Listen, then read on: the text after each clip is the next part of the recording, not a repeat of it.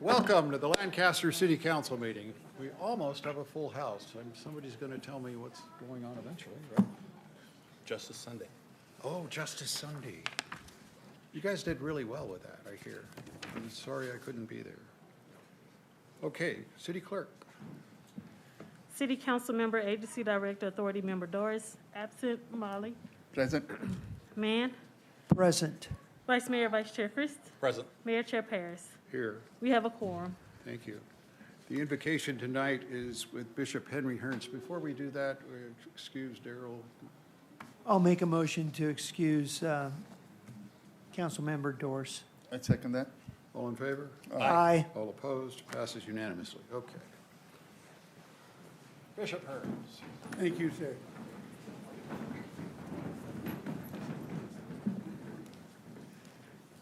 Mr. Mayor, and to the City Council, and to all of the leaders and everybody that's here, first of all, I want you to know I appreciate the opportunity to pray.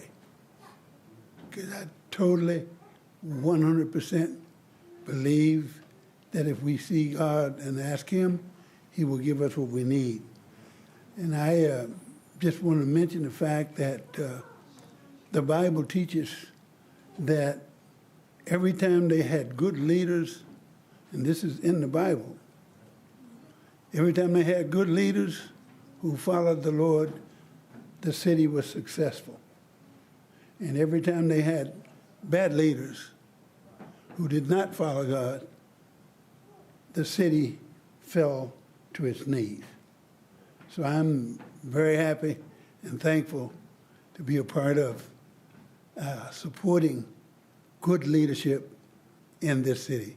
And I'll be praying for four things.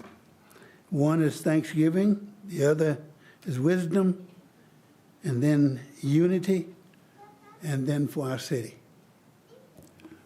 Our Father, we come to you this evening, here standing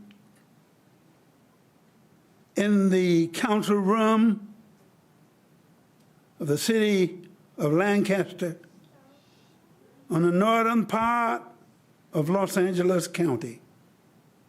And we thank you for the privilege.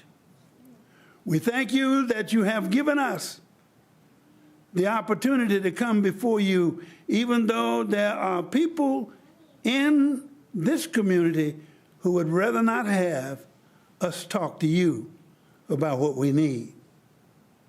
But we thank you and we worship you for it.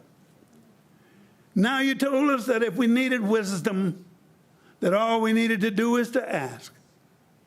And if we would ask for wisdom, that you would give it to us. And we thank you for our leaders, our mayor and city council, for they are not afraid to ask for wisdom.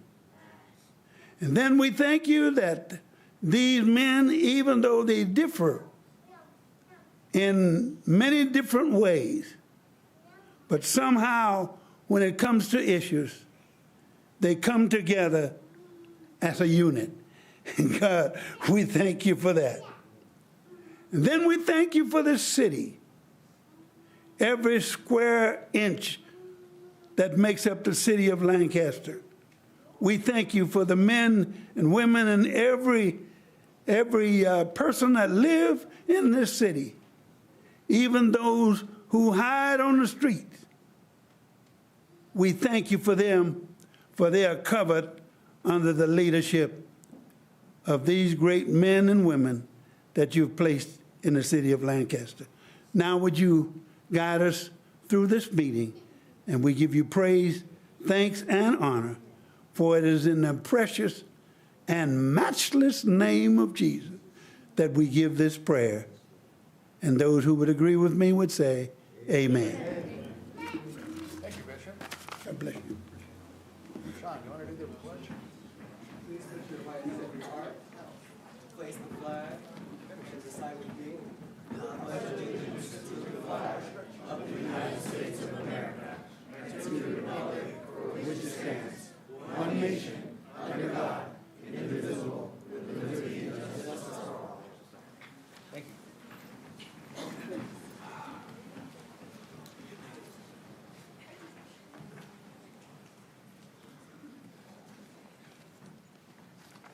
City Manager, do you have the presentations for Justice Sunday? Do, sir. They're numerous. I don't know how you want to handle it. It's probably better to invite them all up. I think Nigel's got a presentation first. We've got a video of Nigel, and then we'll call everybody up. Just tell me what to do. Okay. Nigel, come on Now up, you'll- and your team. Sorry. I got a little distracted there.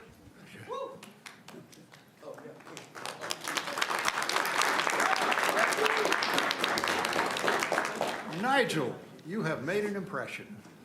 A little bit, maybe. Nah. It's not me, it's the kids. They make me look good. First of all, let me give thanks to our city council, our mayor, Parks and Recs. Sonia helped out quite a bit this year. Our city manager who supports us every year, so I just want to give a special thanks out.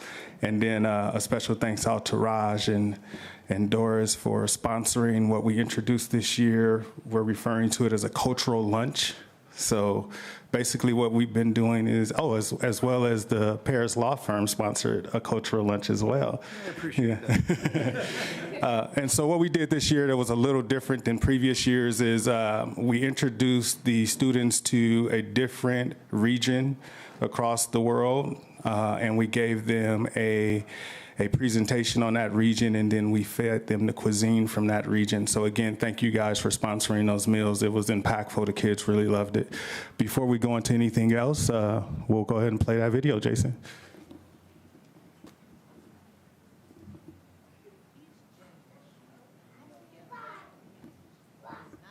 Passions and help turn those wildest dreams into reality with National Mentoring Month.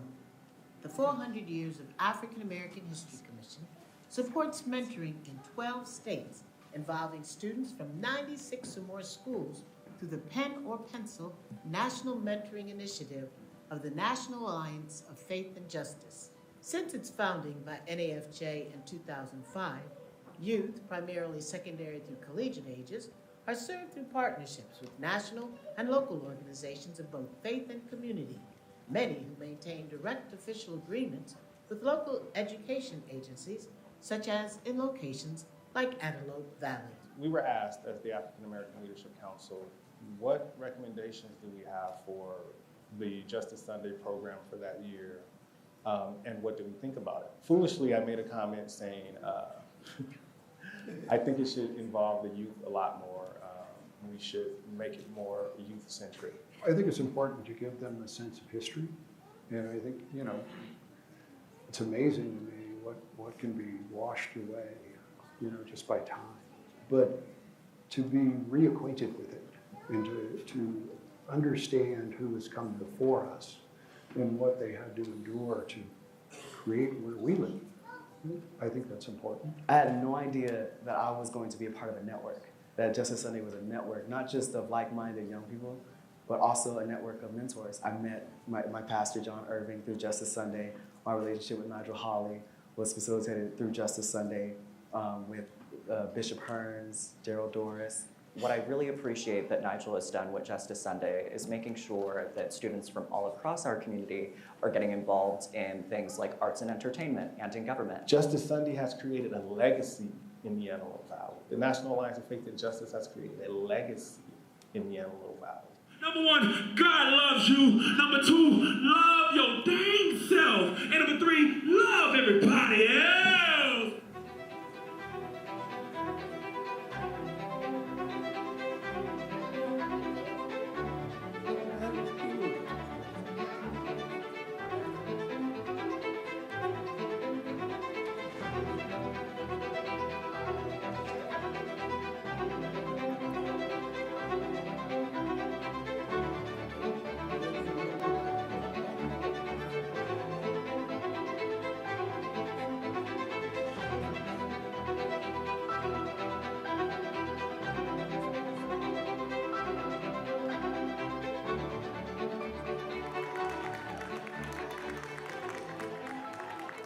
Thankful for you.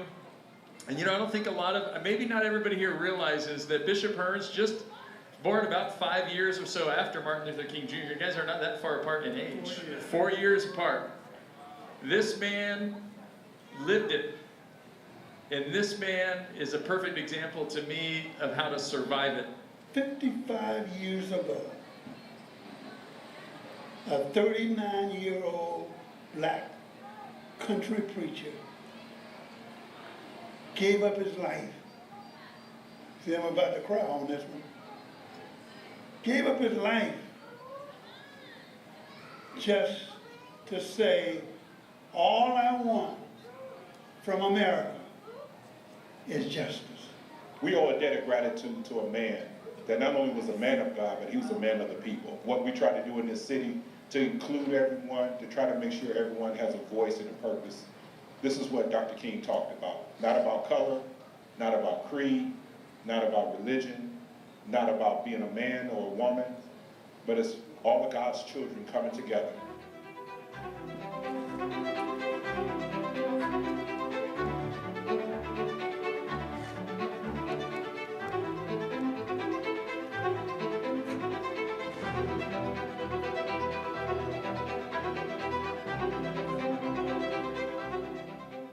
Oh God, we thank you now, and we ask you to bless us, and particular blessing on these young people.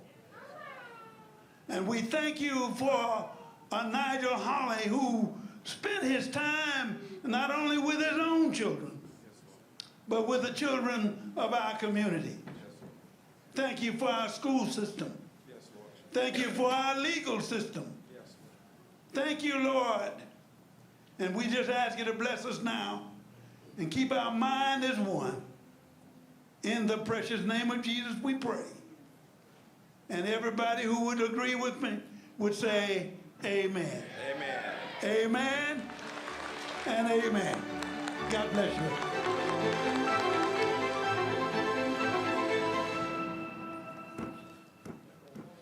So this event started 20 years ago, thereabout. Roughly 8 years ago, Bishop Hearns asked us to make it more youth-centric. We started off with 8 students, and now we had more than 100 students sign up this year to participate. 45 of those students stuck it out. So we have one of the very first students to ever do it when we switched over here, who just recently became a commissioner for the Social Equity Commission, Jennifer Sanchez, if she could come down and say hello.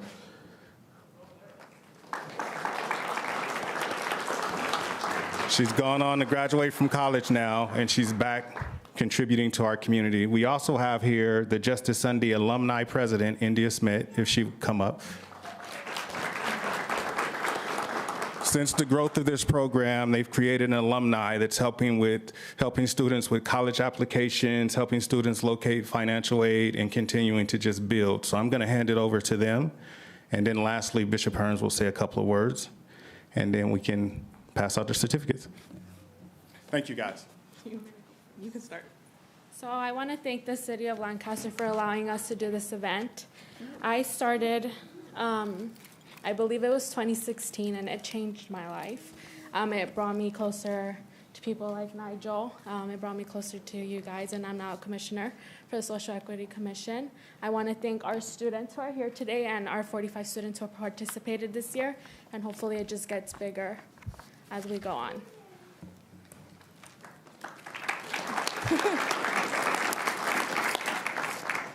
Make the mic louder, would you please? I don't know what more I can add to that. I guess personally, I just want to say I am really proud of everybody here, all our students specifically here. I see a lot of these lovely tan shirts here tonight, and it warms my little heart, especially to have been absent for a lot of this year with my own personal travels and whatnot. I am eternally proud of how these kids and how our alumni team from this year stepped up to pull off this show for everybody.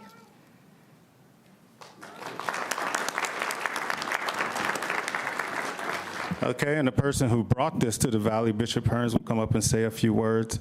As he's coming up, I want to thank our Deputy Mayor, Sean Cannon, who is alumni, and he's come back, and he started with his sister years ago. So this thing has just continued to grow. You can see it taking root in our valley, and you can see the change that it's having on students as they go through the program. 93% of the students who cross that stage with us go on to some form or higher education, and that's a feat in itself.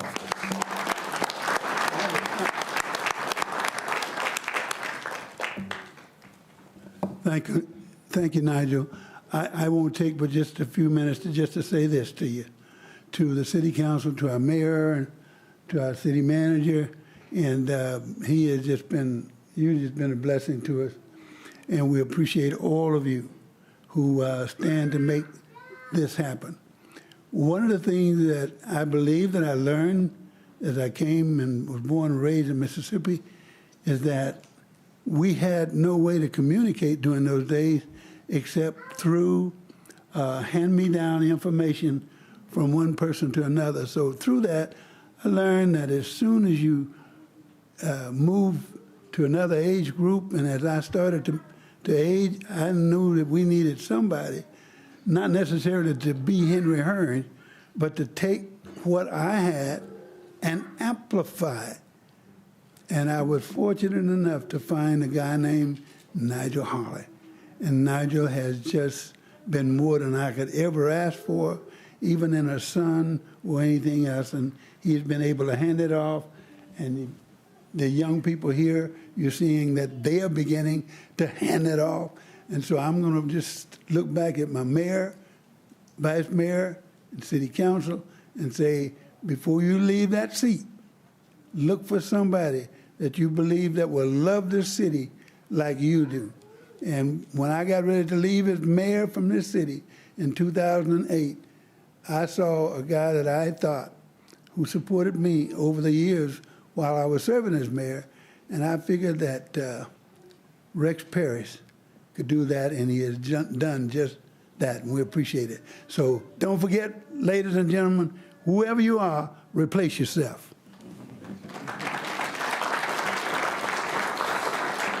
Well, is that Henry's way of saying I'm getting old?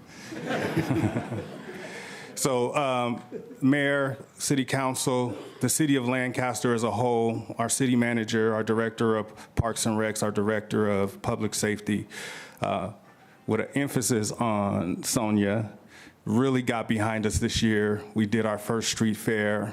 This event has just continued to just grow and just get bigger. The team, which is our city, is now pushing this event and impacting our community as a whole. With that being said, I would like to invite up some of our students, if any of them would like to say a few words. I'm gonna pick on somebody if no one just volunteers. We'll start with Malachi. Come on up.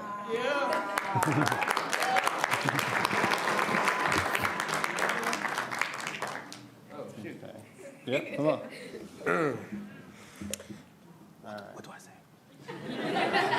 How you felt about the event? Oh, I can do that. Hello. Okay, let me have Elizabeth. So do I go now? Yeah, go. Oh, perfect. All right. No. I don't go. Okay, I do speak. Okay. So, how I felt about this event and like this opportunity, I am really grateful, honestly. I'm so happy that that I got to be a part of this, and I really do hope that I get to continue with this going forward. Very good. Wait, who are you? What's your name? Oh shoot! And my name is Malachi. Hello, thank you. So what was the best part of it for you? Oh, me? Go ahead, Malachi. All right.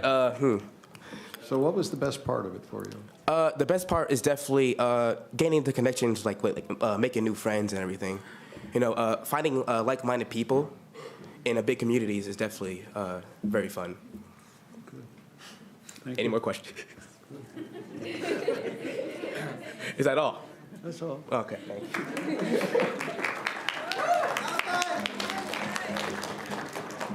Hi, I'm Elizabeth.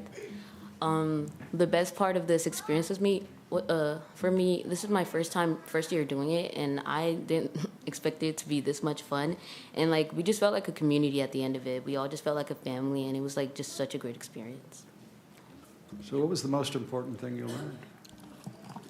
You said what? What was the most important thing you learned? Oh, well, mostly I learned how to take leadership because we had a lot of responsibilities, like learning our lines on time and like just knowing what to do when we get there and like not messing up. And so that was like one of the biggest takes out of this. Yeah. Thank you.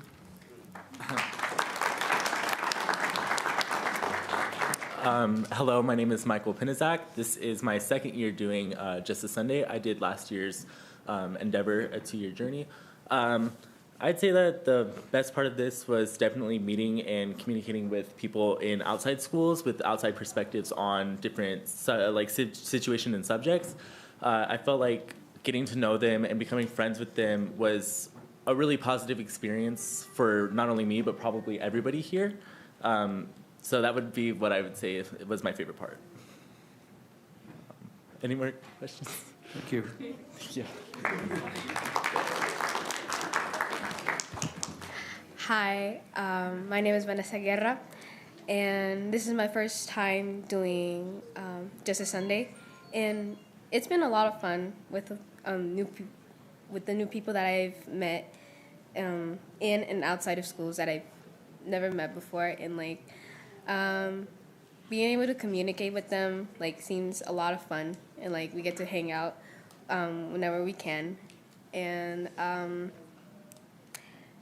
To be honest, the most fun thing and the most interesting thing that Just a Sunday has brought up to me is that no matter the race, no matter the color, no matter the background of where you came from, you can always trust in others that you meet, and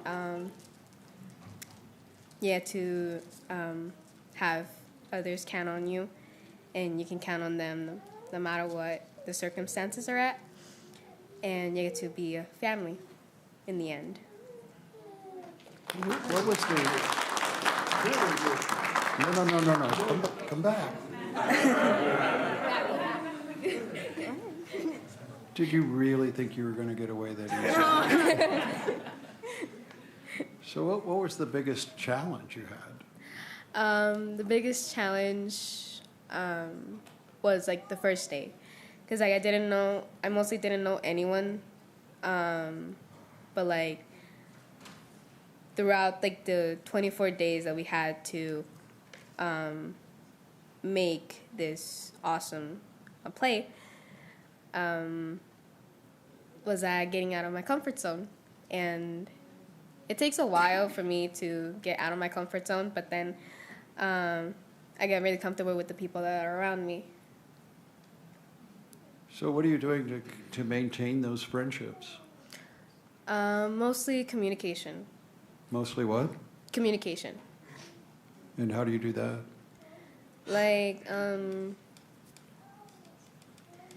Mostly communication due to the fact that when someone mostly is done with something that's really important to them, they don't really talk to others anymore in the end. But for me, it's really important, because then I get to check up on them, see how they're doing and how they're feeling that day, because I'm really selfless when I feel like others are okay, how can I communicate with this person that feels this way? What advice can I give them so that they could feel positive for the rest of the day? Thank you.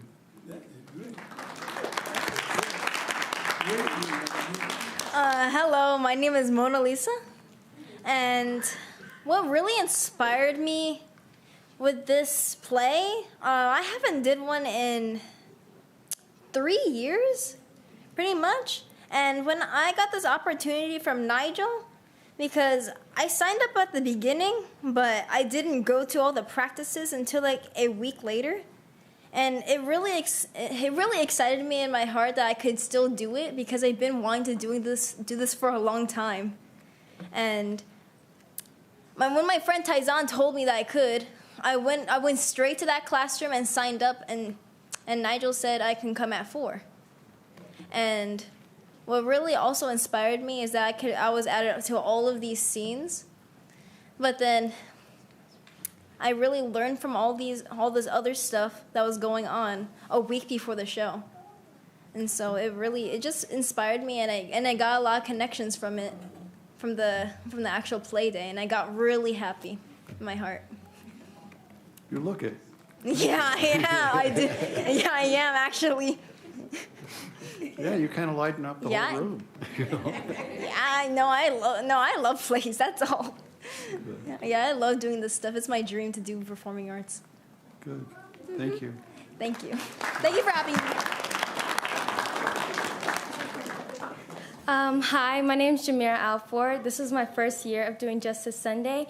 And I want to say that Justice Sunday taught me so much, but not just educational-wise, because I got to learn so much about history, like the history of Black people and how much they impacted our society. But I also got to learn socially how to communicate, how to talk to people, even when I'm nervous or scared, and just to bring up my voice even when I might feel like I'm literally freaking out. So, yes, it was definitely great. And also, I got to meet so many amazing people. I'm still connected to a few at the moment, and I just want to make sure that when I'm doing something as huge as this, such as Justice Sunday, I want to make sure that I impact society and not even just the city, America itself, and help out with the world when it comes to showing them what can society change into. You're terrific. Thank you.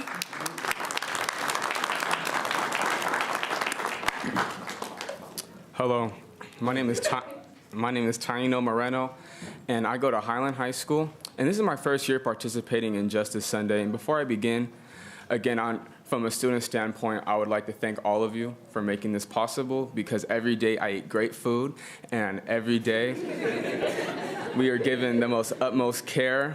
So again, just thank you all for making this possible. And so I do a lot of things with our Black student unions around the school district, and I'm also the president of the United Black Student Unions of California for the Southern California region, and next month I'm gonna be working on state presidency. But so it's always been a goal of mine to promote unity, to promote all these positive messages. And when I heard that there is an opportunity to do this, but in a play form, I knew I had to jump to it. I've never heard of something like this before.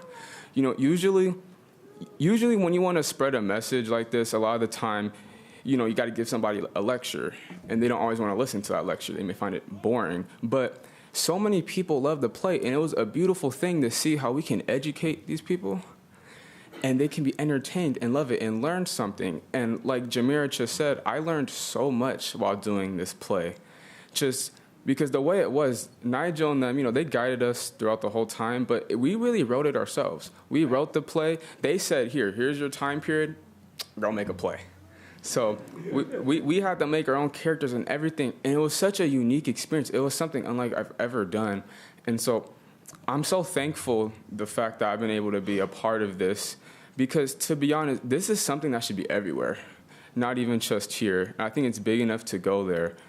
And so, again, I've learned so much from these people. I've made great friends, and I'm just thankful for the opportunity. Thank you.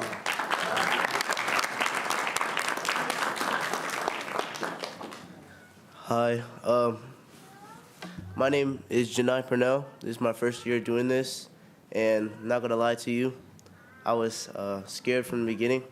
I don't like really presenting myself on the stage, but this group of people really encouraged me to show who I am, and to do it in a fun way, to entertain people and show love and light through what my talents can do and the things that God gave me to perform. And I'm really just thankful for this opportunity to be able to do these things and show the world what I can really do. Thank you. I'm remarkably impressed with all of your ability to come up and seize the mic. I mean, that's hard to do. I mean, first time I sat up here as a planning commissioner, my voice cracked when I had to lead the Pledge of Allegiance. So I appreciate, you guys got a lot of poise. I like it. Go on. Hi, my name is Deborah Gutu. First of all, I don't have much to say. I just want to thank all of you for this opportunity that you gave all of us as students. I'd like to say, first of all, I'm new to the place. I'm new to Palmdale. And when I joined this program, I was like, oh, I'm meeting new people here. I didn't want to talk to anyone. I'm still scared right now, but this Justice Sunday committee actually brought me out of my comfort zone.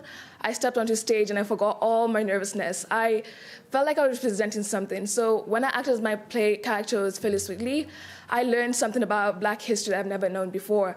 I learned that there are different people in this world that in the past have influenced us. So now, during this Justice Sunday, I felt very impacted by it, and I want to thank you again for everything you've done. Thank you. Thank you.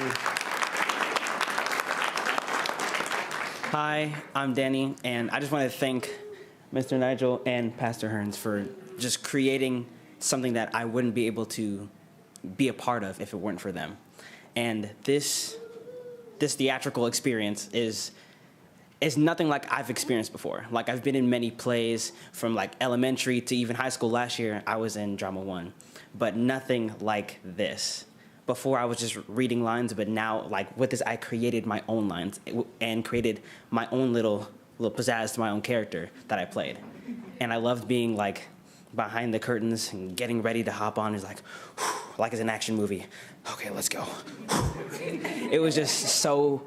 It was so different. It was just a completely different experience, and I just loved being a part of it, meeting everyone from different schools, even from different areas, new or old. It was awesome. Wow.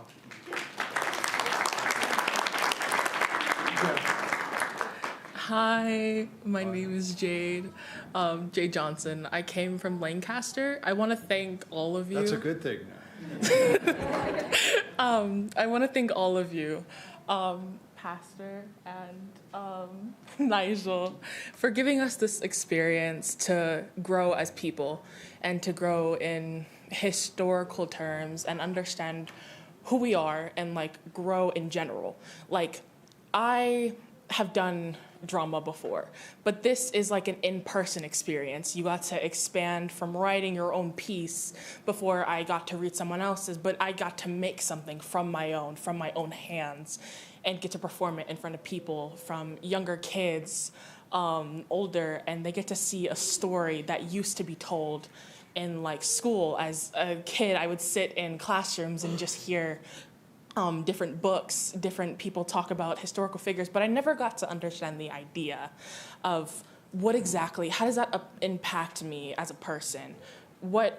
How is me taking that information and leaving this world and just continuing, what does that do for me? But this got to do that. I got to feel what it felt like to read their stories, to take each different pieces and put them together, like I'm putting together a puzzle piece or a jig puzzle. And that's exactly what it felt like. And I loved it so much because I got to meet people who were had so much background in drama and English and writing, and then as the directors and the people who are acting, helping us act out of nothing in just a couple of weeks, I find that miraculous, because the simple aspect of no one can do this ever. You can take a child from 6th, 7th, and put them in this. No one can come out the other side of that and be like, I did that. Starting from the bottom all the way up, building something out of nothing. I find that miraculous just in general, that you give us as children the opportunity to experience this and to expand our knowledge and our understanding and teach other people who don't always have the chance to do this. And I actually really, really thank you for that. And I much really appreciate it. And I'm happy to come back next year. Thank you. I'm astonished by the enthusiasm. Mm-hmm. Wow. Thank you. So, where are you going to school? For university, Yeah, or yeah. what I plan on, the school I plan on going to is either Yale or, or I plan on going to the University of Ohio. Neither one of them invited me. I certainly hope you make it. Thank you. I mean, I know you're going to make it. Oh, you It may. just, Yale is pretty lofty. But Thank you. It was a pleasure to meet you. It's, I'm glad you showed up. Wow. If anything we can do to help, make sure you ask us. Okay. Okay? Thank you.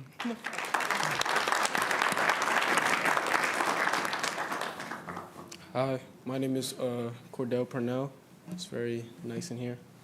All I have to say is that I'm glad I got the second opportunity to present Black history and show through like performing arts and like help people understand the deeper knowledge of what we like Black people actually experienced in their back in their day lives, and being able to just have fun and show the happiness of like, you know, we get to perform this and like present this out to the people, and the people get to see how we feel about it.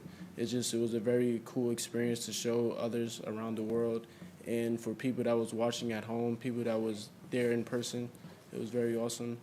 And I'd just like to say I thank Nigel for bringing me back this second year and asking me to just to be here again, and yeah. Thank you.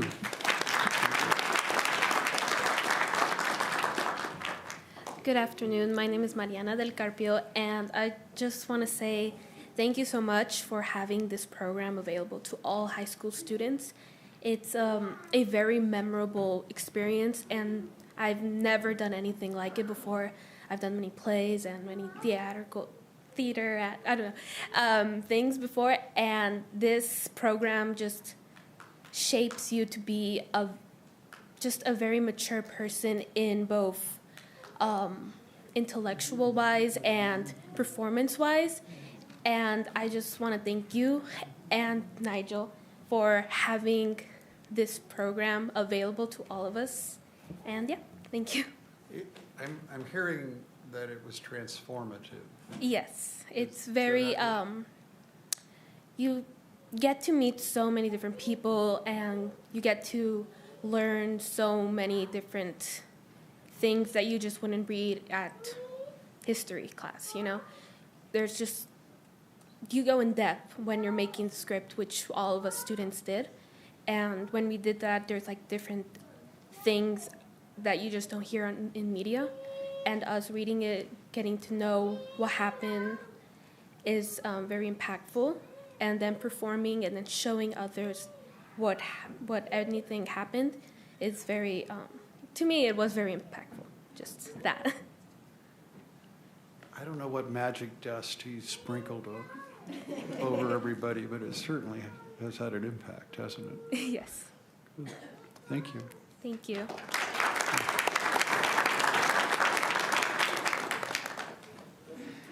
Hello, my name is Zoe Meza. I was a part of the tech crew, so I was kind of backstage. I'm sorry, you're going to have to get closer to the mic because of the mask. Hi, my name is Zoe Meza. Oh, thank you. I was a part of the backstage crew, so I was kind of really supporting the whole play. And it was my first time doing anything like this, so it was just a really nice experience to be a part of something. And it was a nice way to like spend my winter break. I got to meet so many new people and learn so many new things, and it was just overall a very nice experience. You created something, right? I did. I mean, collectively, I am so impressed. Thank you. I had no idea that it was this fulfilling. Thank you.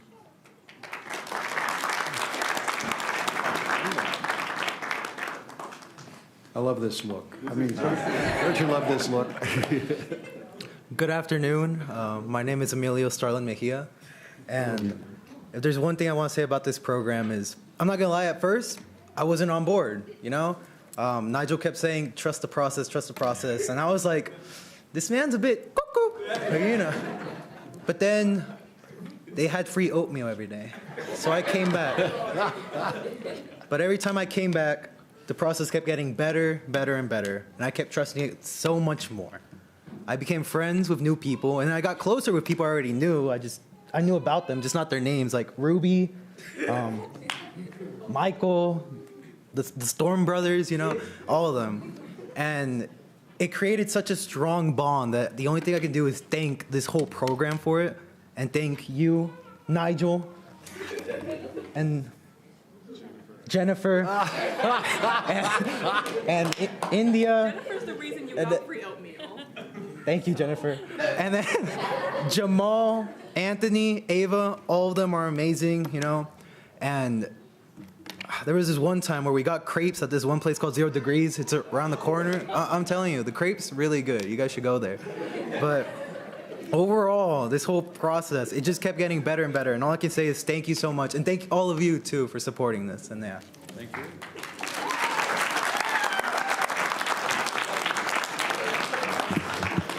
Okay, so that concludes us telling you about Justice Sunday this year. As you can see, we had an amazing time. Again, I want to thank my mentor, Bishop Hearns, who I stand on the shoulders of, which allowed me to be able to even be in this position to help youth. I want to thank our city council again. I want to thank the National Alliance of Faith and Justice. Some of you guys had an opportunity to meet Miss Addie Richburg when she came to town. So just an amazing woman. And now, Mayor, I hand it back over to you, sir. Thank you, Nigel. I think you did an amazing thing. I'm truly impressed. Thank you. Okay, it's still your show, so what do I do next? Mayor, we do have some certificates. If you want to have everybody come down and take a picture, I think it'd be appropriate. Yeah. And they can hand out the certificates later. Yeah, so we can come get a group picture. And like Jason said, we'll hand out the certificates later. Yeah, organize them around.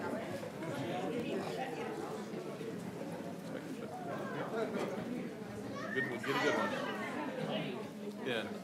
Don't take ownership. They're like cats. You got to get them all. All right, tallest in the back. Yeah.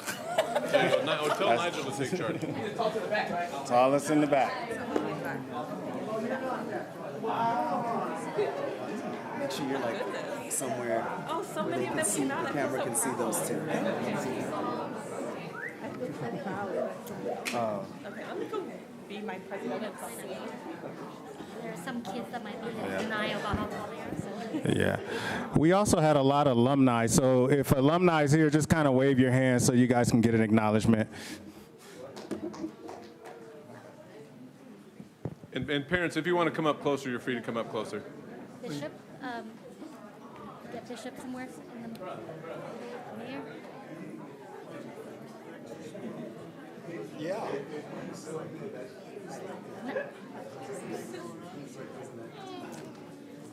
No, I think he was, and he got a haircut, and then the wind blew it, so it's almost straight down. You know, it's almost up to, yeah.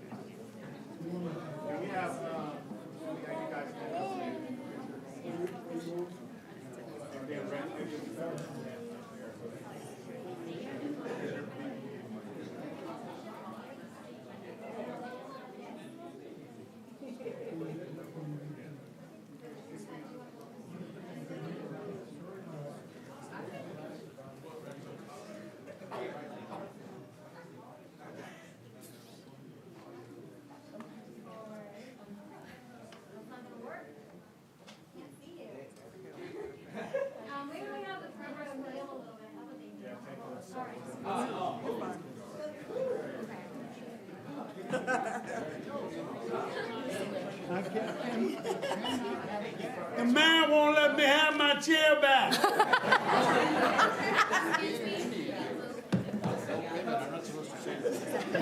Yeah. Okay.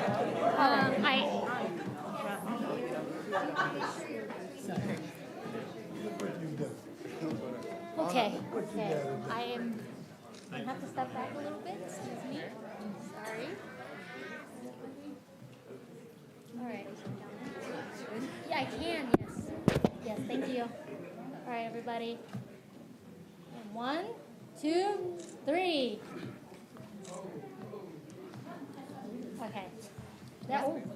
I'm sorry. Go ahead. Okay, everybody. Can you see a beanie in the another back? shot. What's that? Can you see Beanie in the back? Yes. Barely. Okay, so we're trying to hide. All right, 1, 2, 3. All right, I think we're good. Thank you.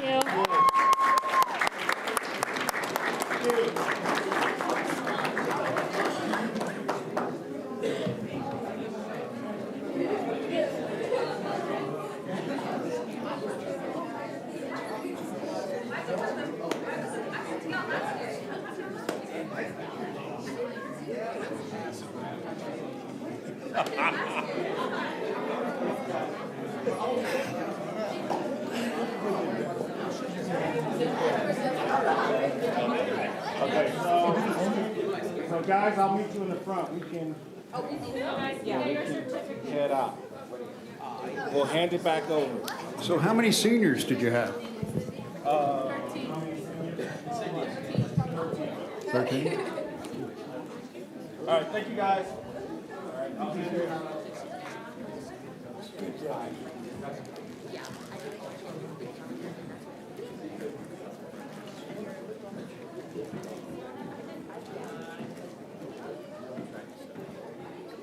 My purse. I want to add something.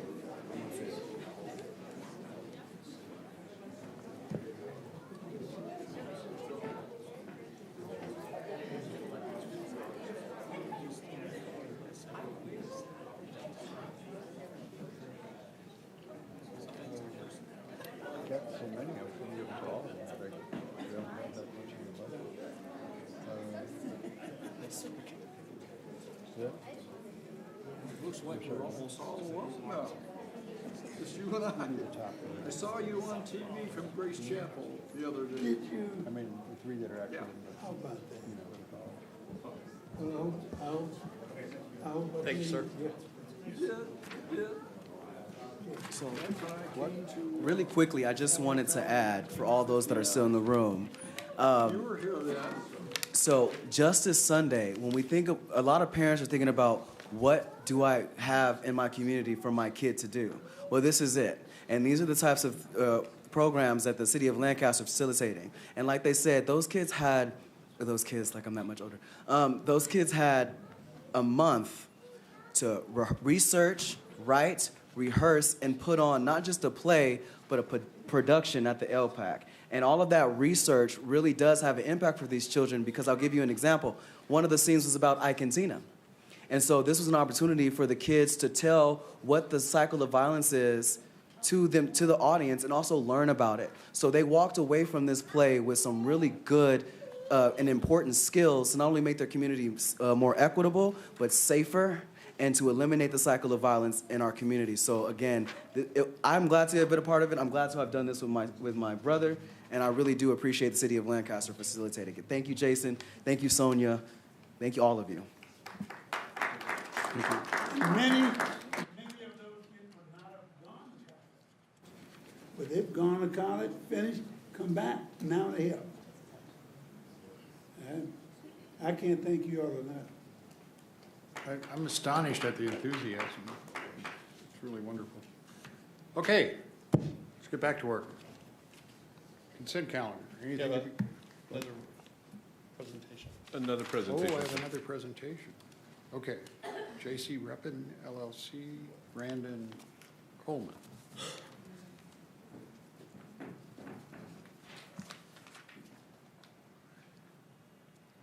We almost ran right over you.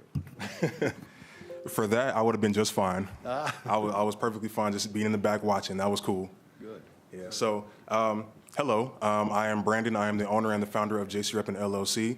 Most people in the community know me as YB, for I'm also an artist and a performer as well. So this presentation today actually started about, was it a month ago that I was here last time? And this started off as a social equity issue, and then it turned into something bigger, which is why I'm here now. And I'm still nervous, but I'm more calm than last time for sure. I started last time that I was here with saying that I wanted to see more African American representation in the city of Lancaster, primarily with the young adults. People that have dreadlocks, tattoos, piercings, that like to wear Jordans or Cortezes or the Crocs I see everybody wearing. I want to see more representation of that in our city. And so I wanted to come up with an event that will bring out different backgrounds of people, primarily in the African American community, but I also wanted to bring in people that may have started a business, which will include the African Americans, both young and old, from Christian backgrounds, from Muslim backgrounds, or just any background in general. I wanted to make an event for the community at large to come out, celebrate together, have some fun, have some frozen ice, do some dancing, some lap dance, not lap dances, my apologies. I meant to say line dances.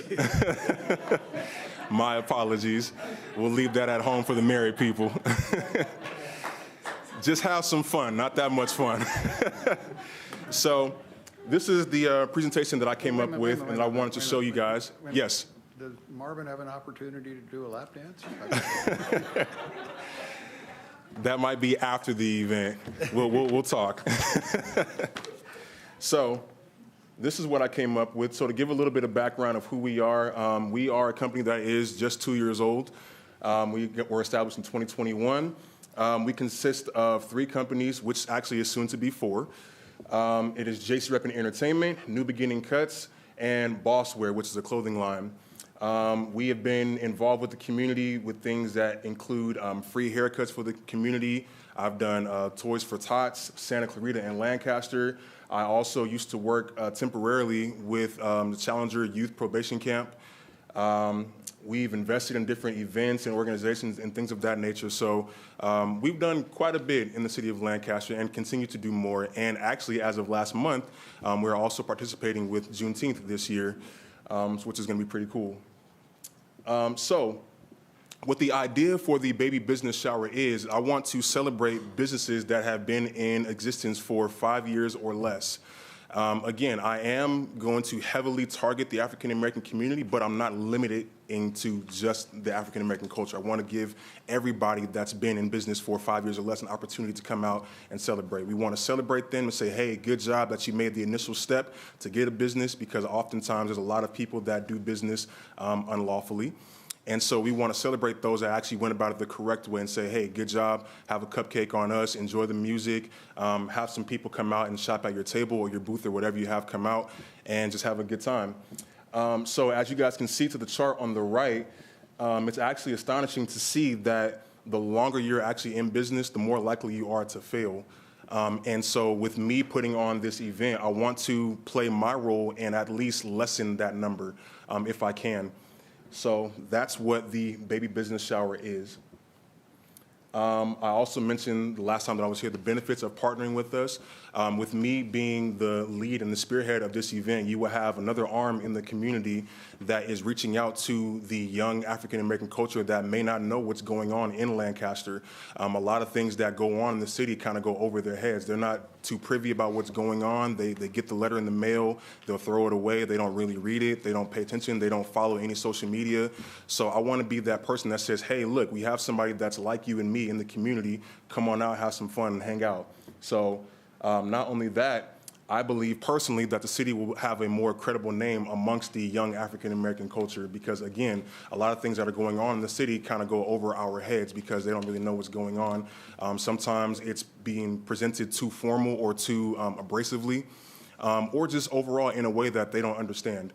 And because I am both in the community and in politics to a degree, I can translate what's going on to them so that they can understand and be a part of it.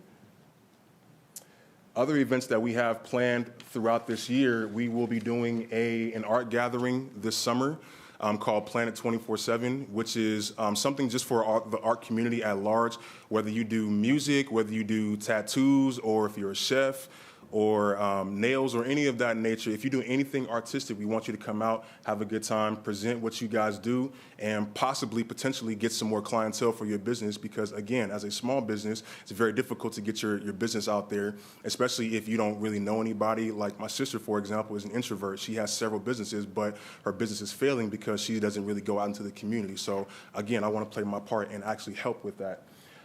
So the other thing I want to do is a back-to-school barber battle in September. which will include free haircuts for the community because I'm also a barber as well. I want to partner up with Lancaster Beauty School, which is the school that I went to get my license for barbering. I also want to partner with the school in Palmdale, bring out the barbers, the cosmetologists, the nail techs, the people that do the eyebrows or whatever you guys do that does cosmetology. Come on out, do some free services for the community. And then lastly, in December, I'm planning a holiday toy drive. The entrance for that is just bring a toy. You can enjoy the concert for free. Simple as that. So those are the events that I want to do. Now, I was instructed to be very clear with what I wanted from the city, which is what this is. So first thing that I would like from the city is to use just a portion of American Heroes Park, primarily because I live right across the street from there, so I don't have to travel that far. Literally, when I go on my balcony, I look right at the park. You were shaking your head? Well,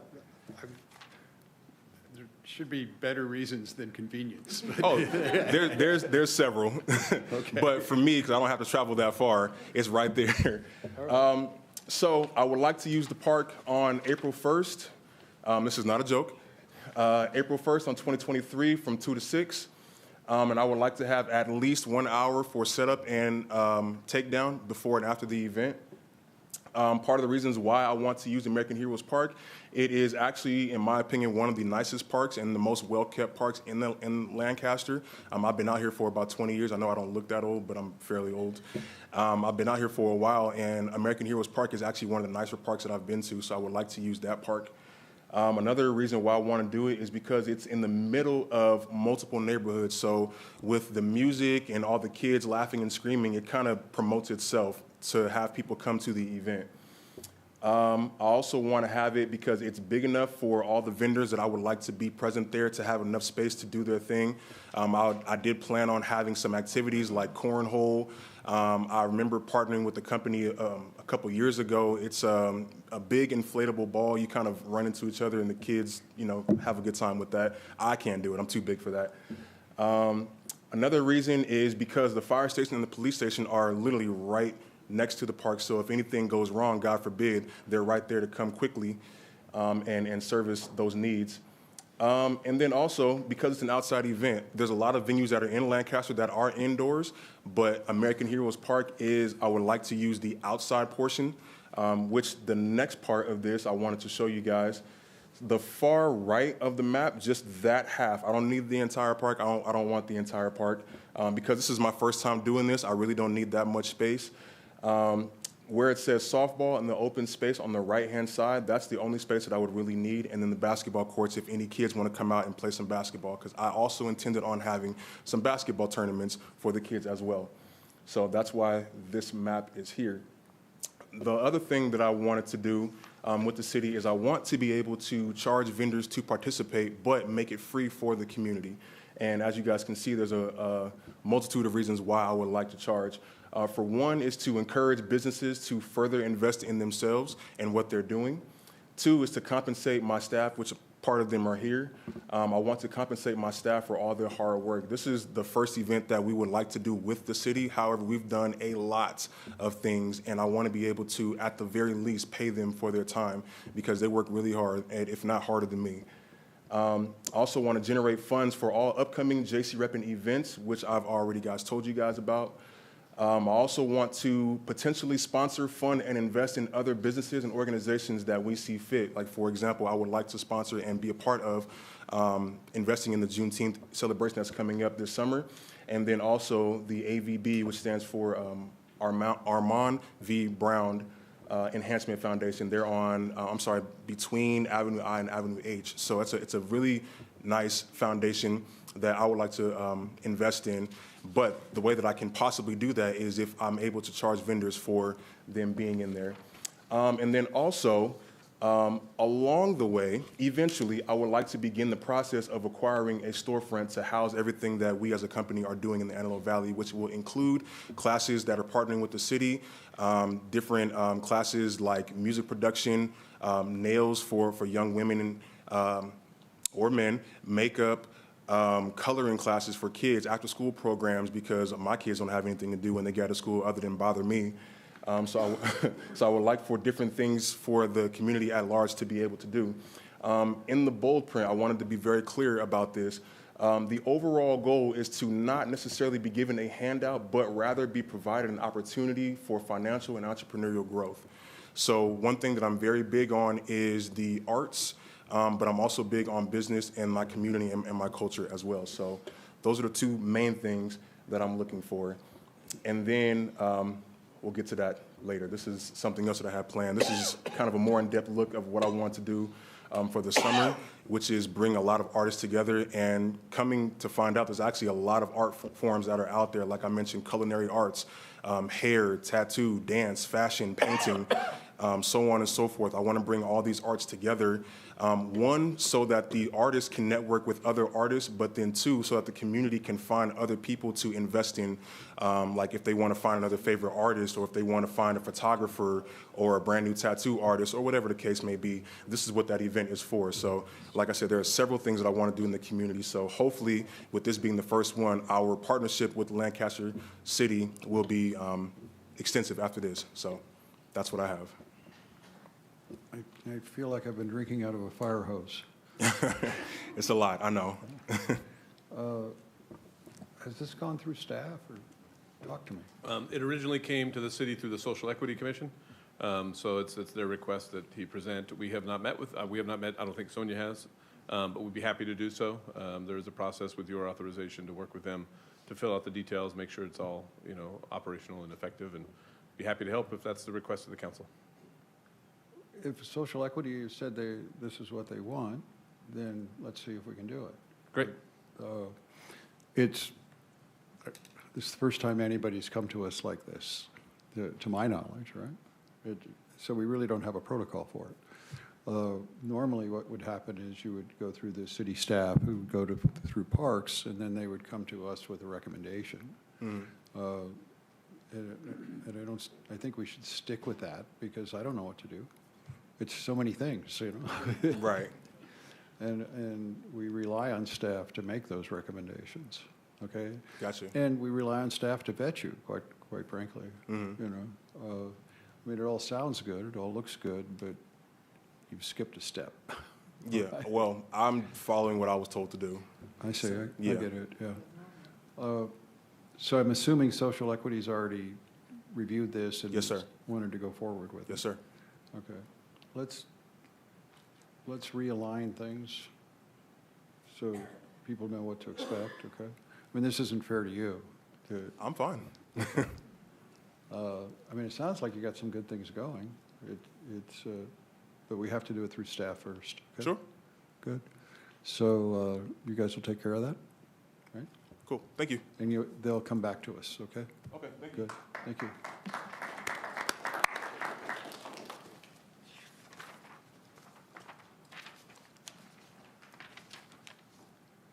Consent calendar, anything to be removed? We should pull CC9. CC9.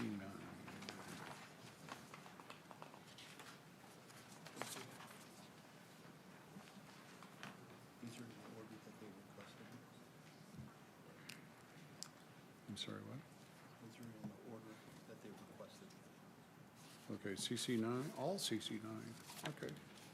Let's pull CC9. Motion to approve the consent calendar, pulling CC9. I'll second that motion. Let's vote.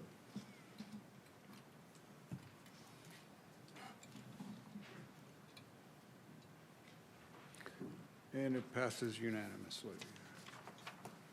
Okay, CC9.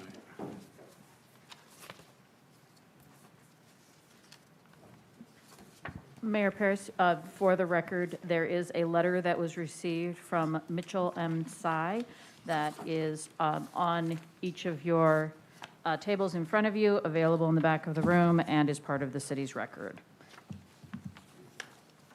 Mayor, this is an item that needs to come back to you for approval that we already presented on 2 weeks ago.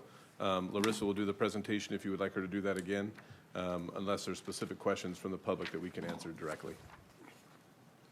No, I'm good. Okay, Sean, I don't know how to pronounce that. Muir? Okay.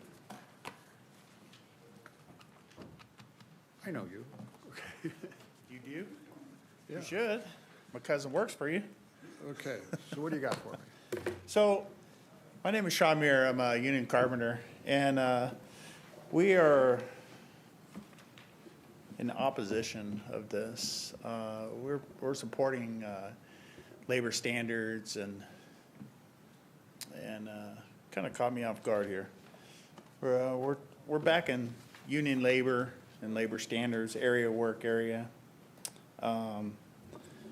Basically, we went through the vehicle mitigation through city council, city planning. So we're just. You're in opposition of it?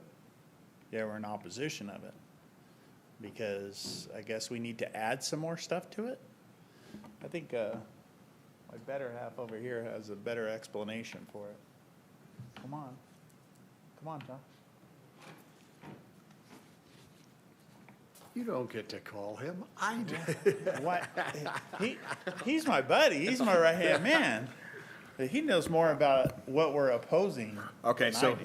so Joshua Christensen, I filled out a speaker card out there, Mayor, City Council. Appreciate your opportunity to speak today. Why didn't you just say call you first?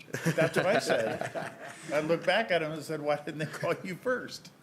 So we, Carpenters Union, we're asking that, this is the VMT miles is good, but we also think that it could be better. It's not putting in labor standards into this opportunity for to bypass for these developers to get their project approved. We feel that this is a good, but it could be even better. We need to add standards like local hire. We need to add standards of affordable wages, mortgage paying wages. We need to add standards in to kind of like what the city of Lancaster has done a great job is they've added these community workforce agreements throughout the city, and that has been an amazing job. And I think we should follow that standard that you guys have already set for the city already. But if this was to pass without those standards, then these jobs and that uses are the developers that use this system. They don't have to build; they get to buy right their project, pay some fee. But if a community benefit would be if you guys got this plus the plus a community workforce agreement with those standards implemented in it, I think that'd be great. It'd be a win-win for the city, it'd be a win-win for the community, and it'd be a win-win for the working class as well. And But we agreed last time that if we did the community workforce agreement, that we could take the miles out. 100% agree with that as well. Okay, so that's what we're working on. Okay. But this is put in there as a placement and not necessarily this is the only thing that we're going to do. We're still looking at the community workforce agreement for it, but we're looking to work with Palmdale to make sure that both communities are in the same light at the same time. So that's what we're waiting for. So this is a placeholder until then, and then we're looking for your support on getting rid of this. We're here for your support. Okay, appreciate it. Thank you. Well, help me out here. Be more clear. This is a vehicle miles traveled. There's a core of the city and how far the outlying projects are. So the further outlying projects are charged more. So if it's 80th Street and Avenue L, they're going to be charged because it's vehicle miles traveled back and forth to where the core of the community is. So that helps. What they're asking for is a community workforce agreement with inside that, this agreement, and that would help with them establishing a fair rate, probably a prevailing rate for everybody. We want to do that within both cities at the same time. Otherwise it'd be So there's the disadvantages. competition doesn't get out of hand. If we did it and Palmdale didn't, then a home could cost $30,000, $40,000 more here than there. And we don't want that. We want to make sure it's equitable across the borders. So we're working on it. But this is a state mandated requirement that we're the first to get this out, and it is to make sure that we could move forward with our projects that we do have, to make sure that you guys have some work. Does that sound right? Yeah, you know, you've probably heard it 1,000 times. If with those labor standards implemented in with local hire, you know, it would really help a lot of folks not traveling down the 14 freeway to get a good paying job. Hey, and I'm to a believer. I just want to Yeah. make sure we're And all on the same page here. 100% on the same page. I mean, you know, my view on the trades is pretty well known. It ain't no secret. Okay, good. The carpenters have over 2,000 carpenters that work in the Antelope Valley, Live here. that live here. All right. You got to make it simple for me. I'm not the sharpest tool in the shed here. Is the carpenters union satisfied with us passing it now as a placeholder and then fixing it down the road? This is what I'm hearing you saying. Yeah. You good with that? I would say let's pass it with those labor standards in place. We can't do that unless Palmdale's on board, Oh, yeah, right? that's what they're I mean, I saying. thought we had already worked it They're out with cool. Palmdale. I'm still going to stick with our same one. We would like to implement those labor standards with it. Hey, you got to help me out here. Okay. Was that the deal? Is that we needed Palmdale's concurrence? So I have not spoken with Palmdale. I have not heard about Palmdale passing this in their city council yet. And when it does come, we will be addressing it to them as well. Is there some reason we can't kick this over 2 weeks and see where Palmdale is? It is two different things. Yes, This is state mandated, okay? And this is state mandated that we pass something.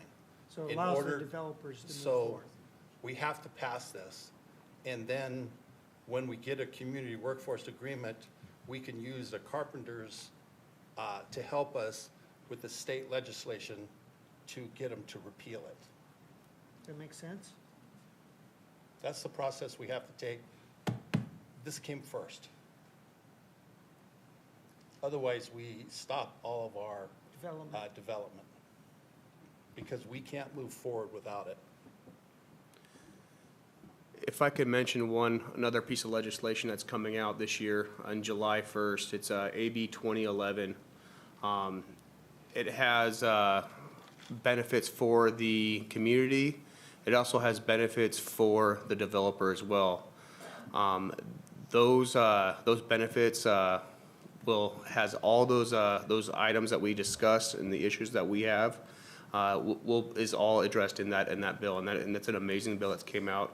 It's July 1st is when it implements. It's been signed by the governor. It's AB 2011. It's the Affordable Housing and High Road Jobs Act, and I would like to encourage the staff and city to really look into that bill and really we'll point our developers towards that way to really help. It helps the whole picture out. So what happens if we don't pass this tonight? So there's a state law that requires the passage of a VMT as a vehicle miles traveled impact fee for development. That's a state law requirement. We are complying with state law. So if we do not comply with state law, there's penalties associated with that, as well as our developers not being able to mitigate their projects from a traffic perspective. We've evaluated the union's proposal, and the state specifically excludes local hire as a mitigation measure for air quality as it relates to housing development. So what we talked about, and we've been working with Palmdale on a community workforce agreement jointly with the Carpenters Union to do it together, separate of this process. So this process is merely a fee to be placed on developers as an impact for their traffic. And as it relates to adding other criteria to that, we're working to solve their problem on an outside effort, right, in conjunction with Palmdale. So when are we going to solve that? I mean, do we have a completion date? Is there resistance in Palmdale? And what's the deal? Can I yeah, address that? go ahead. The city manager had to be in place for them to move forward. We were going to have a joint council meeting to do all of this and put it into place. But this is just, it's bookkeeping.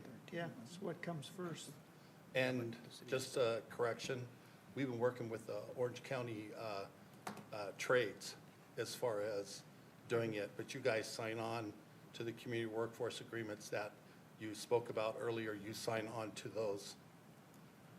So with that being said, when the cities combine and join, we would like an invitation and be able to be part of those meetings. Absolutely. Yeah. Thank you. More importantly, I want a date for the meeting. I mean, what I would like to do is reach out to Palmdale within the next 30 days. I want to have that meeting. We can do that. Can we do that? Does that work for you? Appreciate it, Mayor. Thank you. Okay, Thanks, City good. Council. Thank Thanks, you. Josh. Hey, thanks for calling him up. Nicholas Reyes, did you still want to talk? Sure. Now, you know, in the legal profession, they tell us don't talk yourself out of a win. Well, again, good evening. My name's Nick Reyes, and I know this may be complicated for you. It's complicated for me. It's probably complicated for everybody. But what we're trying to say is that why not take this opportunity? Because it has to happen. You have to have this in place for the developer to go out and build.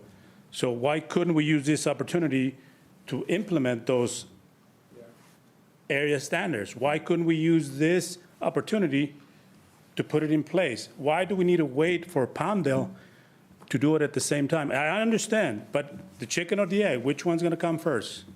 I mean, who in this panel is against local hire?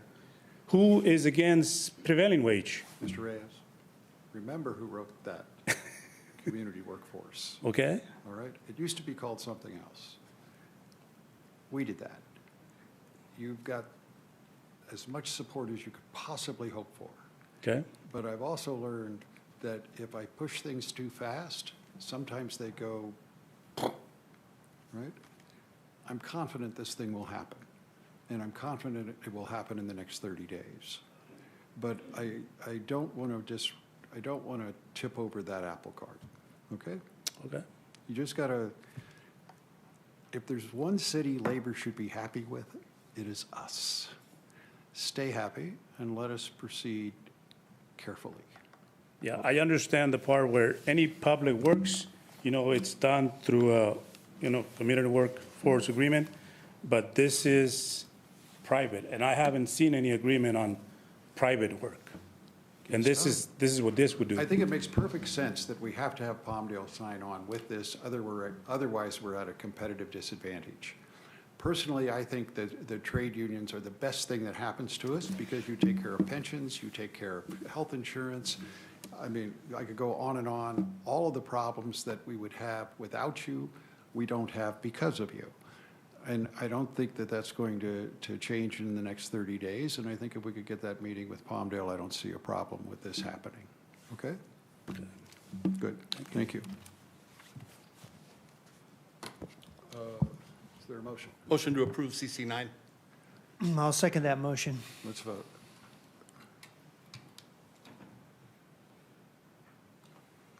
Now, I do want that meeting within the next 30 days. I want this done. If it doesn't happen, then I want to revisit this and see if we can unwind it. Fair enough? Okay, good. Thank you. Thanks, guys. Thank you.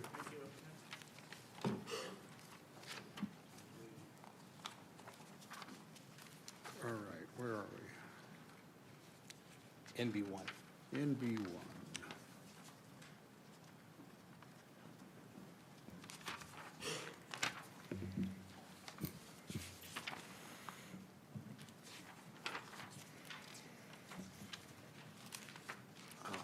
Found it. Jason, NB1. because all the new requirements from the state, can we get these pages numbered? Oh. Yes. Thank you. Oh, is that why this looks so different? Yes, because the campaign contribution requirements. Oh, I thought you were just trying to confuse me for the fun of it. That was not the intent. Okay, thank you. Mayor Paris, council members, before you for consideration this evening is ordinance 1101, which would add,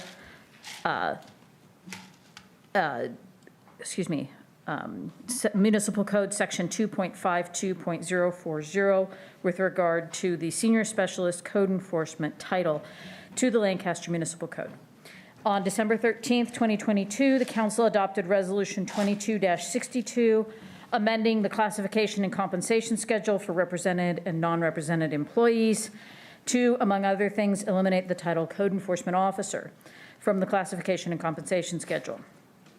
We want to make sure that we have clarified for purposes of our code enforcement specialists that the roles, responsibilities, and duties ascribed to code enforcement officers by the municipal code, California Penal Code, California Health and Safety Code, the Businesses and Professions Code, the California Labor Code, and any other law, rule, or regulation with regard to code enforcement officers will be fulfilled by personnel holding the title Senior Specialist Code Enforcement. That's what this ordinance does, and I recommend its introduction. I'm happy to answer any questions. Thank you. Any questions? I'll move we introduce ordinance 1101 and find that this is not subject to CEQA. I second that. Let's vote.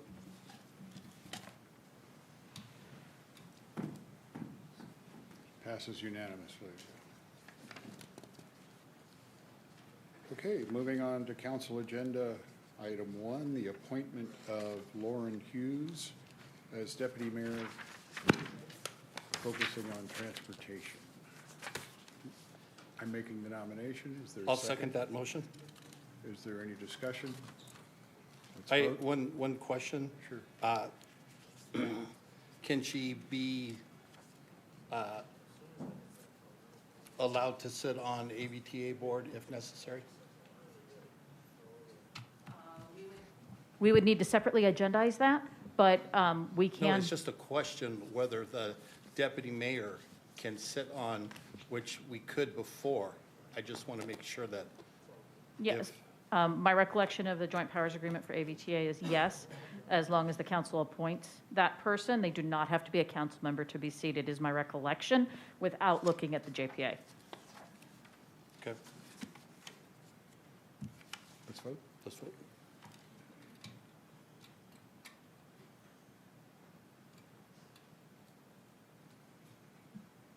And it passes unanimously.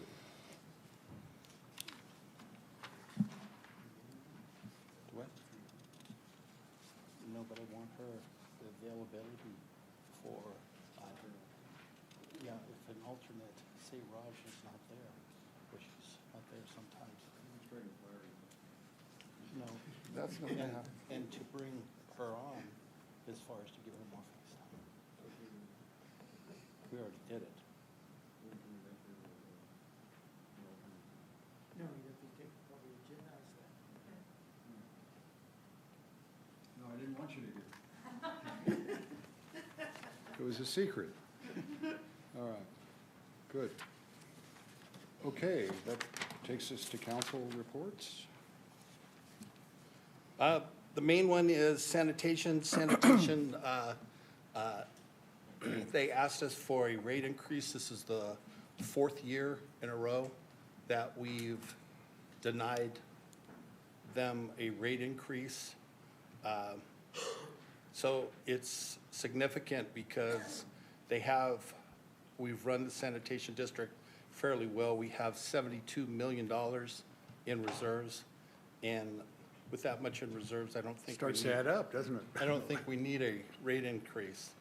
So it was significant that we denied that. And everything else is, all the board meetings are just about to start. In regards to Destination Lancaster, we elected 2 new members. We had a reshuffle after the first of the year of, in relationship to the new T-bid. And then we had the opportunity to do the grand opening for the Fairfield end on 20th Street.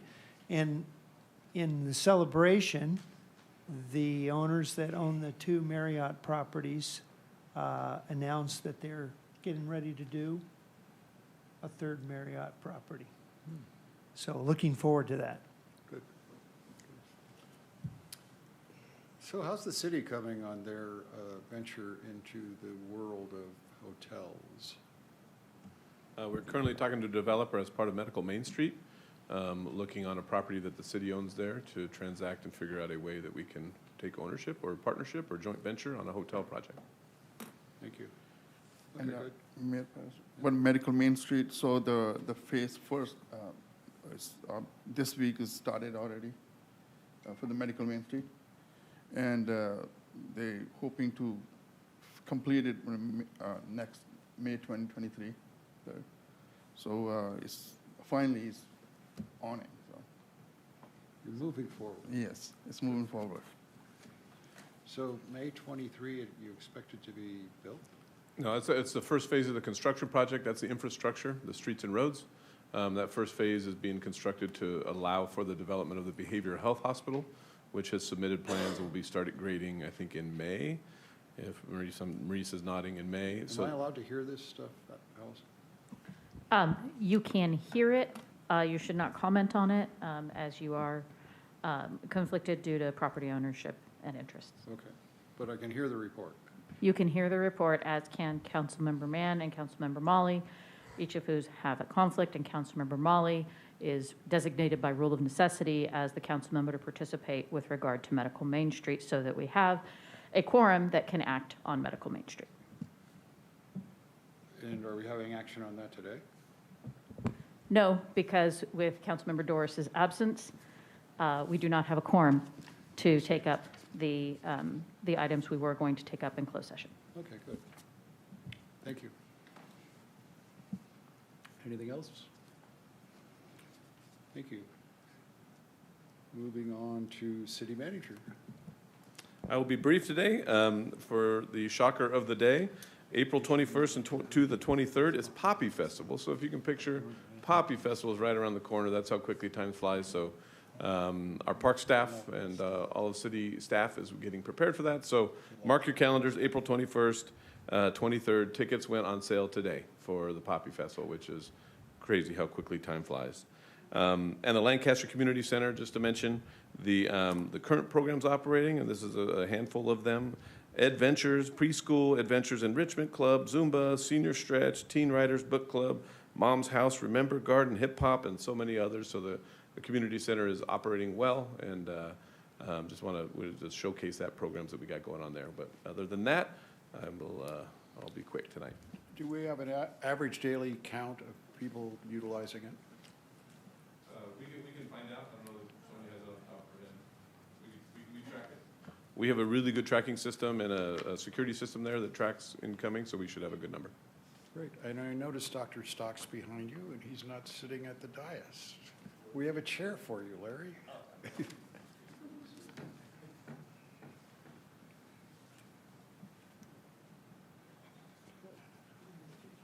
Now that I got you up here, is anything we should know about COVID or anything else? I have to say we're at a pretty good spot right now. I mean, the virus is still there as far as COVID, but it's contagious, but people are not getting quite as sick. They're not getting hospitalized at the same rate.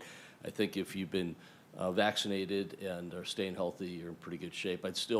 If you're someone who, if they got sick, because of age or because of illness or because of medications you're on, put you in a high-risk category, I'd still be a bit cautious when you're in crowded indoor areas, because there's bound to be somebody there who's sick and it could give it to you, and you still may not want it because you want to avoid long COVID, and some people still are ending up in the hospital and a few in the ICU. And we are over the hump of, for kids, there was a big hump of RSV this year, which gave kids something called bronchiolitis. It's not really pneumonia, but it's more of a diffuse lower bronchial thing, and some kids ended up on ventilators and that sort of thing, so very scary for families. But we're over the hump of that, and influenza seems to be a bit better. So we're emerging from all that stuff, which is great. Great. Yeah. Dr. Stock, you may want to mention the fentanyl town hall. Absolutely.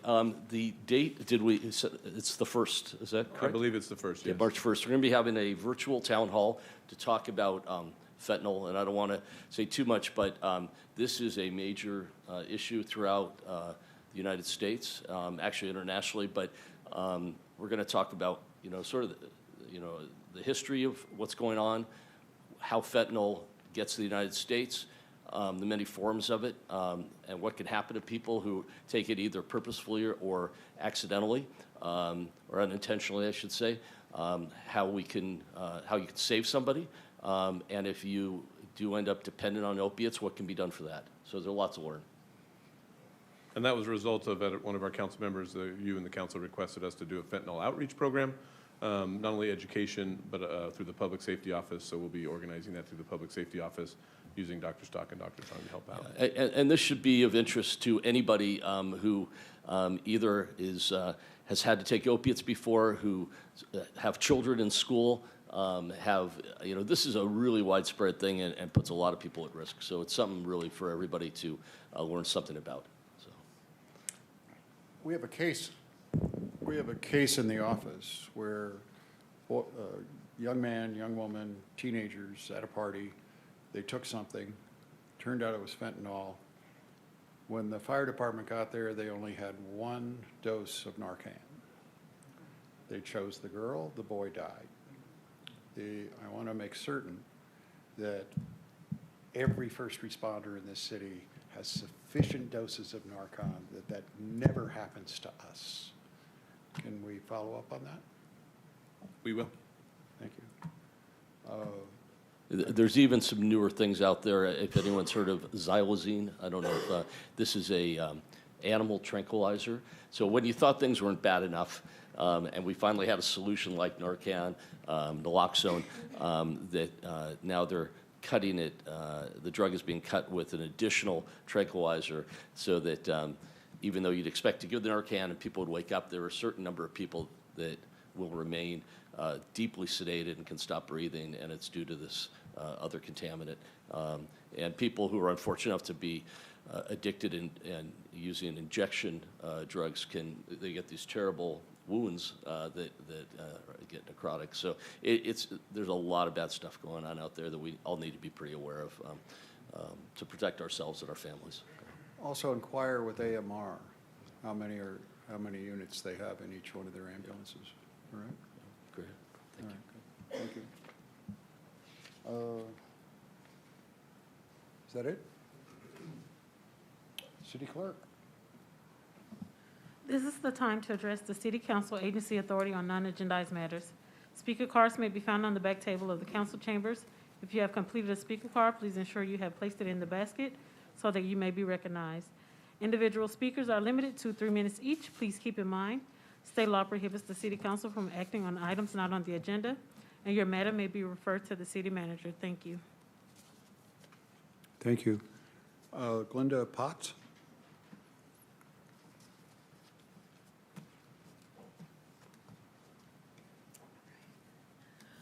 Good evening, Mayor, City Council members, and staff. My name is Glenda Potts, and I live in Palmdale, coming to the Lancaster City Council meeting. Don't hold that against me. I've come here to speak to you about the road and landscape on Kettering Street. The roadway I am referring to starts at 3rd Street East and goes all the way to the driveway of Desert Winds High School on Kettering Street. I have been an educator in the Antelope Valley High School District for 36 years. I teach civics and United States history at Desert Winds High School. Of those 36 years, I've been employed by Desert Winds High School for 20 years. We receive students from all over the valley, from Quartz Hill High School, Highland High School, literally everywhere, and I don't need to name all the high schools, I'm sure you know. Back in 2012, the solar panels were built right behind Highland High School, or excuse me, Desert Winds High School. And per the direction of the public works director, the public street surfaces that were damaged by the construction of the installation of the solar panels, they were to be restored to their pre-existing condition, which they weren't. The same company, per direction of the planning director, were supposed to install a 10-foot wide landscape planter along the perimeter of the project and for screening all of the solar panels. All that grow there in this area around this perimeter are weeds and trash that that's dropped off by individuals who seem to think it's okay to do that, which it's not. I have called literally every single year, and I want to thank the staff that answers my phone calls. They are amazing. They take care of the trash that's emptied into the street, that flows over into the street. The women that answer my calls are amazing. That is taken care of. But this year I called about the road, and I was told it's not a priority. That road is in bad shape. When kids come to Desert, when it's high school, like Sean, he was one of my students, they want a place where they can go in an area on Kettering Street that has not been maintained by this company that owns this solar park or the solar plant. I don't even know if they're still in business, but I'm just here respectfully to ask that we make it a priority because that's 30 seconds, okay, that we make it a priority to beautify that area of town. So, thank you. And I've golfed with your brother before, by the way. I've golfed with your brother. Yeah. I beat him. Yeah. No, he's actually pretty good, but. We'll take a look at it. If there are roads, I'll be honest, that are higher and lower priority from a paving perspective, but from a landscape perspective, we'll go take a peek at it. Yeah. Have our staff look at what opportunities exist out there to improve it and clean it up. Yeah. All right. Thank you very much. All right. Take care.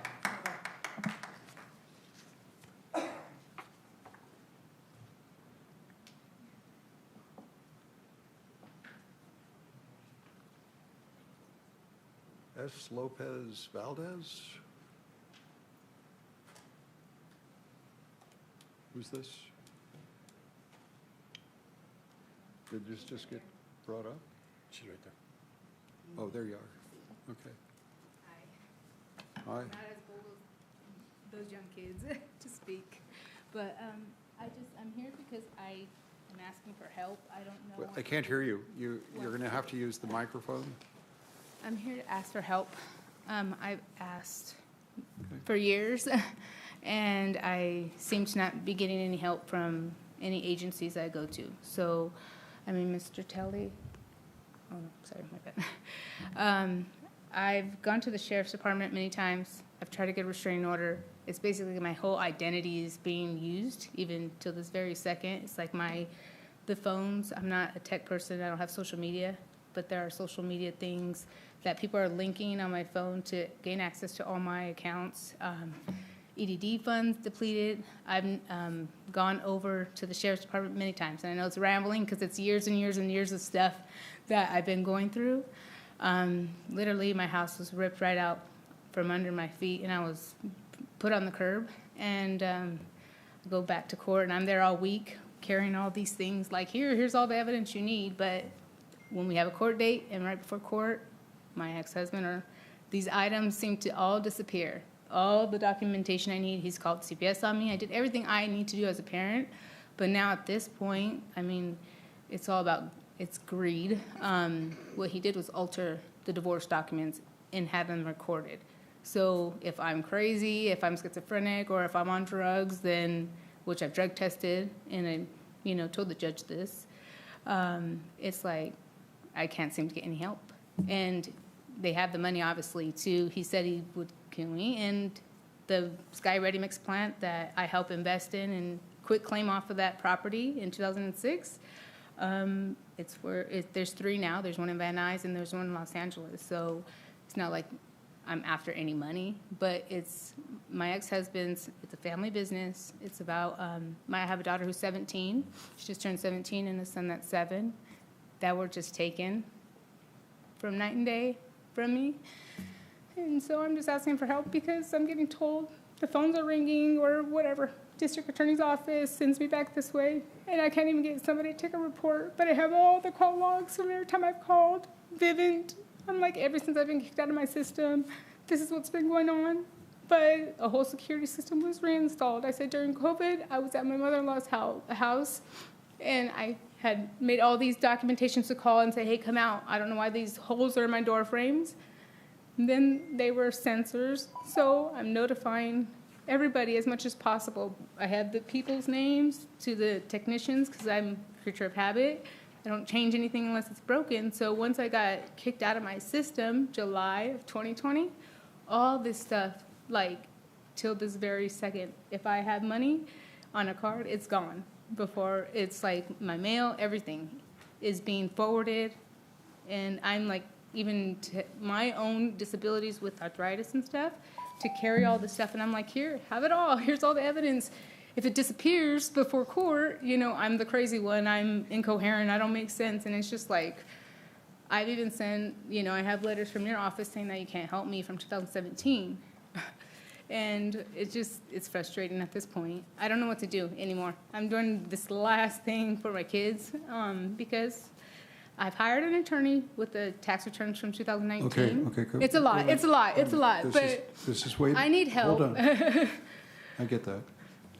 Can somebody talk to her and see if there's something we can do for her? Yes, if you leave your number, we can have somebody at Public Safety reach out or Parks Department help you out. Thank you. And if it's on the Okay. card, can you verify if it's on the card or cell phone? It is not. So, The cell phone number? yeah, if you can put, 661? It is. it is? Okay. We'll have somebody reach It out was and see if just they can added help to you. my Apple ID today, so hopefully I'll get my calls now. If there's somebody in the city that can help you, we will. If there's not, I mean, you know, I wish I was in charge of all of it, but I'm not. Yeah, So, but when you make a call to a business, right, or you have the option and the freedom to make a phone call, to call somebody, you can, and the call goes through correctly. Or okay, somebody, we're you know, we're so going to reach out to you. I We're going to appreciate see it. if there's something we can do to help you. Thank you so much. That's all I Okay? can ask. Thank you. Thank you. Victor Schermerhorn? What? This is her card. Huh? This is her card. You got it, right, okay, good.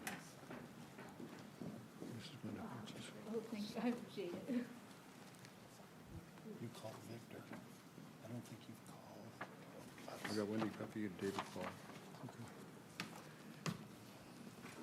Good evening, everyone, again. This is Victor Schermerhorn coming back for the third time. I just want to... Doesn't bode well, does it? Well, I'm here for a good thing. I'm just hoping that somehow we can get code enforcement, parking enforcement, and the sheriff's department all on one page. You were talking about everyone being on the same page earlier with something, but to the same page so that the deputies, all the deputies will know what the laws are when they're coming out to the calls.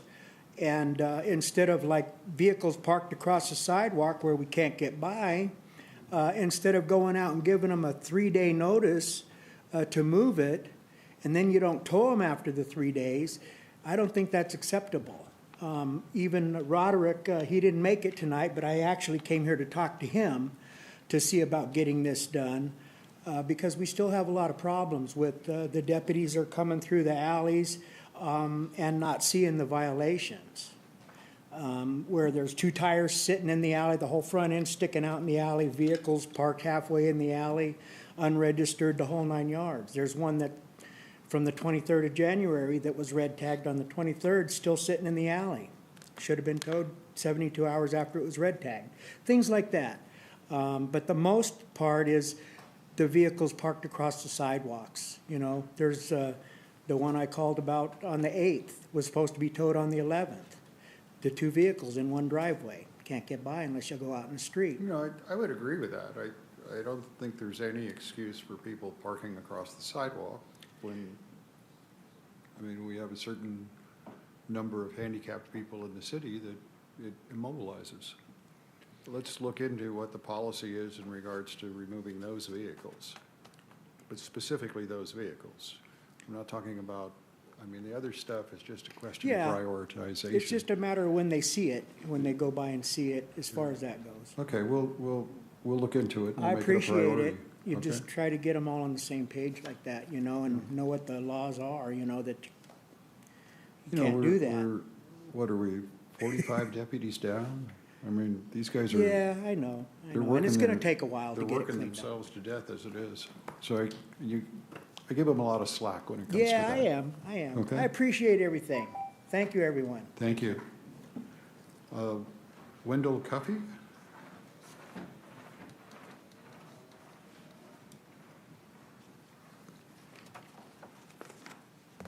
Good evening. Good evening. Good evening, council members and citizens. My name is Wendell Cuffey, and I'm a Lancaster resident and small business owner here in the Antelope Valley for the last 19 years. One of the many treasures of the Antelope Valley that I and many others enjoy is the Prime Desert Woodlands Preserve at West Avenue K8 and 35th Street West. The preserve is a great place in town to go for a quiet walk, jogging, meditation, or just to be still and observe the flora and fauna. However, over the last few months, there has been a sharp increase of people with dogs in the preserve, some leashed, some unleashed. The trails are being littered with dog manure.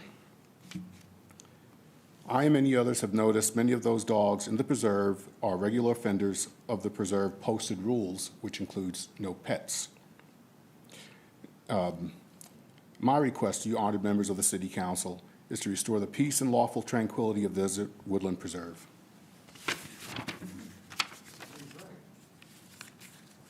I think he is too. So our guys will make sure to make it a stronger enforcement policy, yeah. We have rangers there, we have staff there, that's not an issue at all. And may I offer a solution? I can't shoot the dogs, get really upset when I do No, that. I don't want any dogs harmed. But speaking with many of the same people I've seen there for years in the preserve, we some of us know each other. The rangers have spoken to some of the individuals. There are particular individuals that are repeat offenders again and again and again, and they smart mouth the rangers because they know they don't have any enforcement powers.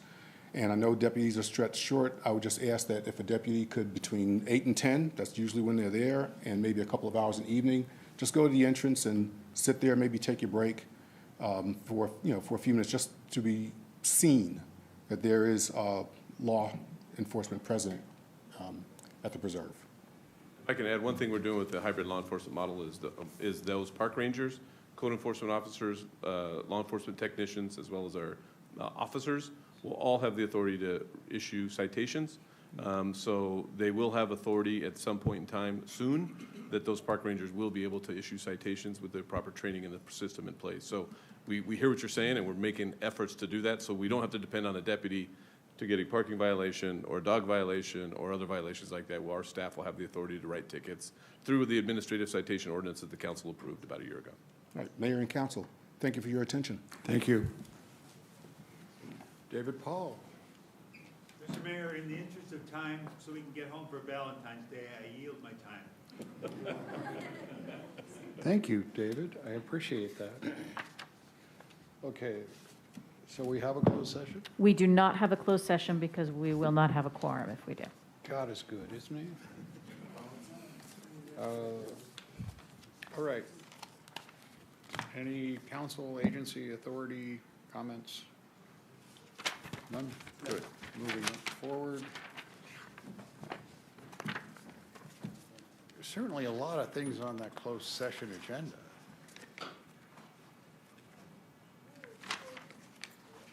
All right. So can I adjourn? Yes, you may.